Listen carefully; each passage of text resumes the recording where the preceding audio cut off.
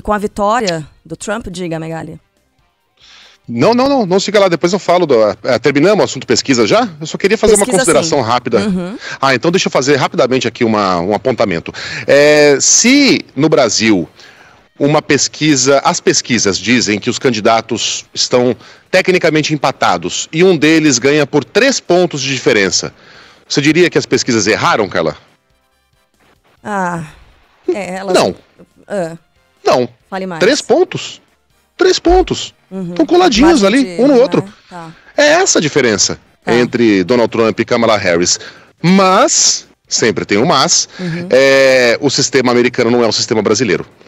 E as pesquisas aqui são feitas de acordo com o sistema americano. Elas são estadualizadas, elas são divididas em estados, cada um com a sua demografia, cada um com a sua realidade. Então, situações diferentes, metodologias diferentes. As pesquisas, embora você possa usar esse argumento aí de que apontavam um empate técnico, e se você for ver, 3 pontos numa pesquisa é empate técnico, portanto elas acertaram, elas têm a obrigação de divulgar as suas informações, a sua lógica, de acordo com a situação presente. E a situação presente dos Estados Unidos é o sistema maluco eleitoral dos Estados Unidos. E as pesquisas diziam que Kamala Harris tinha grande chance de vencer. A The Economist, a revista The Economist, publicou que a Kamala Harris tinha 56% de chance de vitória, contra 44% de Trump. Não é culpa da Economist. A Economist pega os estudos, lê as análises e fala, bom, é isso. Né? Publique-se isso, com base nesses números. Então as pesquisas erraram, tá? Por mais que a diferença, no final das contas, em números absolutos, seja muito pequena entre os dois, dentro da realidade americana, foi um banho. Foram mais de 300 delegados eleitorais para Donald Trump. Foram quase 100 delegados eleitorais de diferença. Não sei se já chegou a 100, não chegou ainda, né? Tem estado contando voto, mas foi uma diferença muito grande. E que de fato não foi captado pelos institutos, e agora cabe a eles fazerem uma DR entre eles e com a população. Por quê? Por que não? Porque faz 3 eleições que os caras erram todas. Porque mesmo o Joe Biden, tá? Elas previam a vitória de Joe Biden, mas previam uma diferença de 7 pontos em relação a Donald Trump. Essa diferença não houve, foi uma eleição apertadíssima. Então por que isso está acontecendo? Já faz tempo demais para que a gente fique simplesmente de 4 em 4 anos divulgando números que no final das contas não acontecem. É isso. Bom, a gente vai falar agora da repercussão, né, internacional dessa vitória do Trump. Com essa vitória, o governo brasileiro deve apostar no pragmatismo na relação entre os dois países. Atualmente, os Estados Unidos são o segundo maior parceiro do Brasil, atrás apenas da China. Só no ano passado foram 75 bilhões de dólares em trocas comerciais. Quase 1/4 do agronegócio brasileiro, por exemplo, é exportado para lá.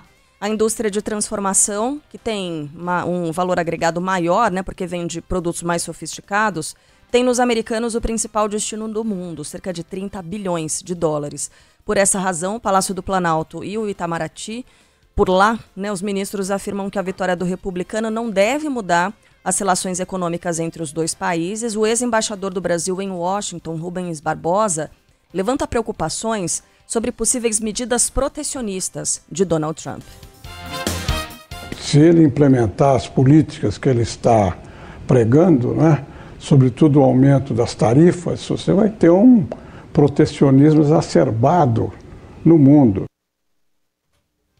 Mas a avaliação no Itamaraty é diferente sobre esse impacto das medidas no Brasil, né? A expectativa da diplomacia é que o foco principal de Trump será na tentativa de diminuir a influência mundial da China, a implementar medidas protecionistas nos Estados Unidos que dificultariam a entrada de produtos brasileiros, aumentaria a força chinesa duplamente. Com isso, Washington perderia um parceiro líder regional e empurraria o Brasil economicamente para a Ásia. Para o ex-embaixador da ONU, Sérgio Florencio, as medidas não devem ocorrer para não impactar a nossa relação com os Estados Unidos, ou não deveriam, né? O Brasil mantém uma relação muito amistosa com os Estados Unidos e a nossa esperança é que esses anúncios da parte do Trump não venham a ocorrer, porque então, a política de hostilidade, né, dos Estados Unidos em relação ao Brasil teria como consequência, evidentemente, o Brasil se aproximando do outro lado, que seria China, Rússia, Irã.